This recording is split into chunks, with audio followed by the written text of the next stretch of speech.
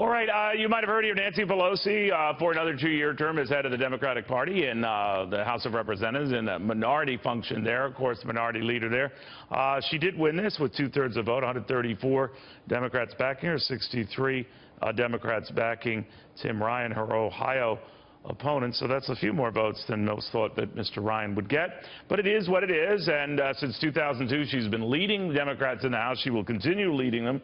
To Don Peebles right now, a close confidant fundraiser for one Barack Obama, on what he makes of that. Don, not a big surprise, maybe the only one being he certainly got a few more votes than some thought he would. What do you think? Yeah, look, I think it wasn't a big surprise at all. Pelosi would not have agreed to delay the vote if she didn't think she could win. But what's really disappointing is that you look at where the Democratic Party is. It just lost the presidential election.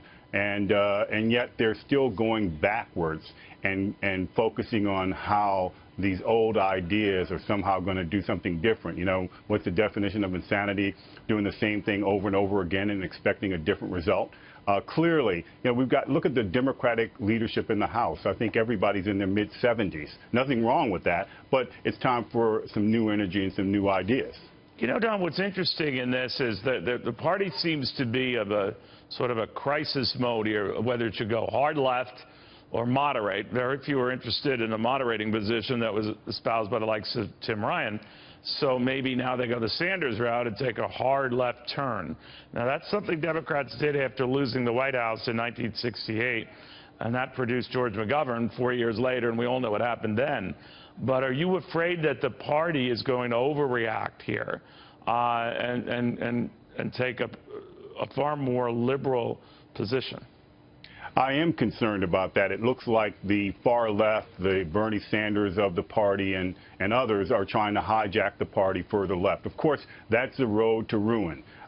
There is no way to win national office with that approach. And look who was supporting Ryan. You had some members of the Congressional Black Caucus, some prominent members like Marcia Fudge, who were supporting Ryan. So what that tells you is this constituency that the Democratic Party has tried to cut up, divide, and then piece together for victory is now fragmenting. But it's at the local level, too. I just mentioned here in New York City, where it looks like Bill de Blasio, the Democratic mayor, he could get reelected, still staying hard left because he doesn't envision any challenges. Your name comes up. Are you going to challenge him?